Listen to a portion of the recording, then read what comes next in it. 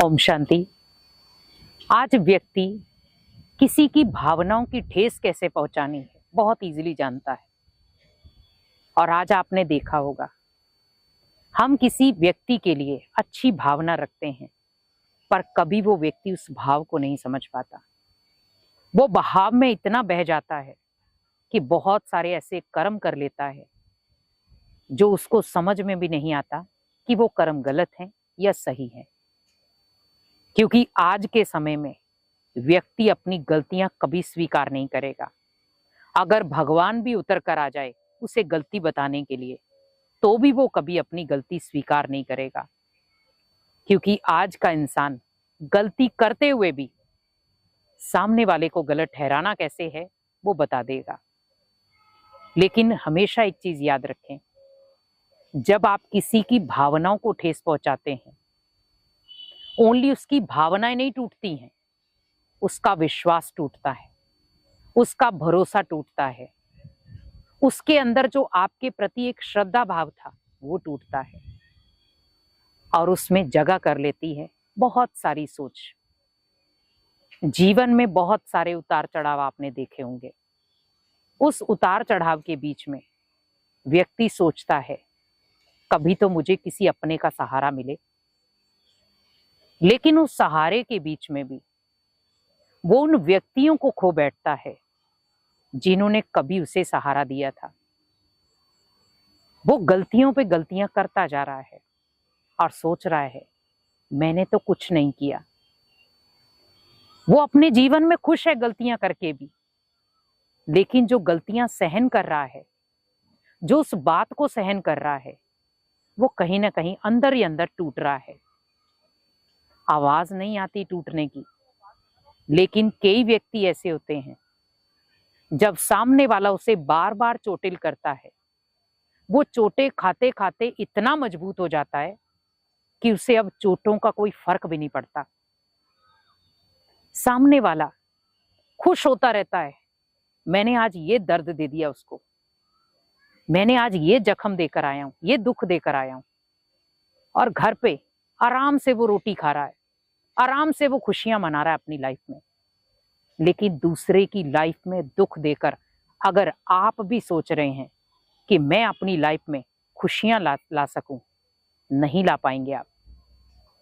क्योंकि दुख एक ऐसी तरंग है जो कहां पर आपके साथ आ जाए कोई पता नहीं। और ये आप इजीली अब समय के अकॉर्डिंग देख रहे हैं।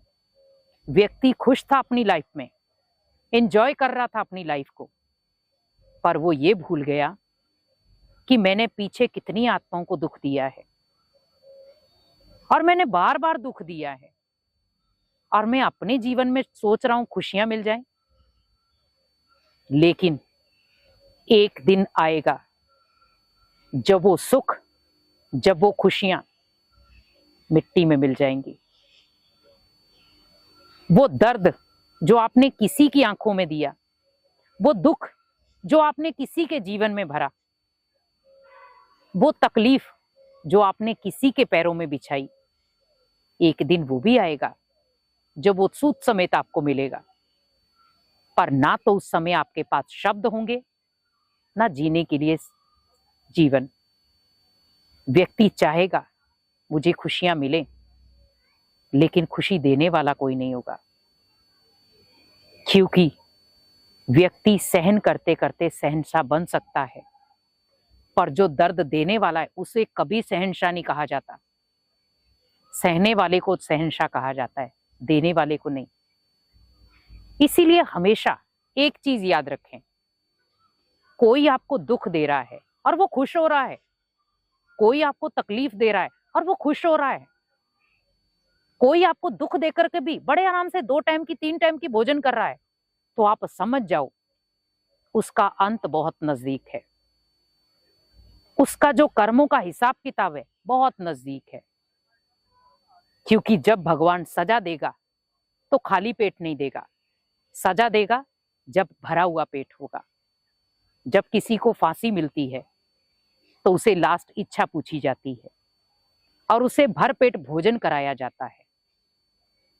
भगवान भी जब सजा देगा तो पहले उसके पेट को भरेगा, उसके मन को भरेगा तसल्ली से। उसे लगेगा अब मेरे जीवन में बहुत सुखदायी पल है। लेकिन वो अचानक जब दर्द में कन्वर्ट हो जाएंगे, तब याद करेगा मैंने किसी के जीवन में दर्द दिया, लेकिन उस आत्मा ने आह तक नहीं की।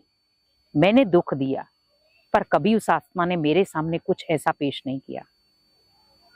इसीलिए जब आप जो चीज किसी के सामने परोसते हो, तो याद रखो वो परोसी हुई चीज एक बार आपके सामने भी आएगी।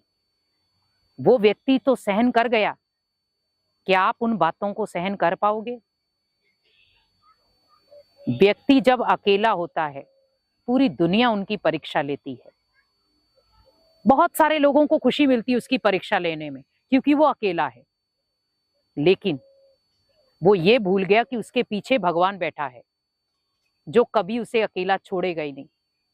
इसीलिए हमेशा याद रखें, जब भगवान हमारे साथ है, भले हम दुनिया में अकेले हैं, पर कभी भी वो हमें अकेलेपन का फीलिंग आने नहीं देगा। सामने वाला झुंड में होते हुए भी अपने आप को अकेला महसूस करेगा, वो दिन भी आएगा। इसीलिए हमेशा याद रखें, अगर व्यक्ति अकेले की परीक्षा ले रहा है, तो उस परीक्षा में भगवान को शामिल करने कि भगवान एक दिन उस व्यक्ति को आप जरूर दिखाना कि अकेलापन क्या होता है, अकेलेपन का दुख क्या होता है। और जब आप किसी अकेले व्यक्ति को चोट देते हो, तो उस चोट का दर्द कितना होता है। इसीलिए आप सब भगवान पर छोड़ दो, सब बातें भगवान को दे दो और अपने जीवन को एक खुशनुमा तरीके से जियो। ओम शांति।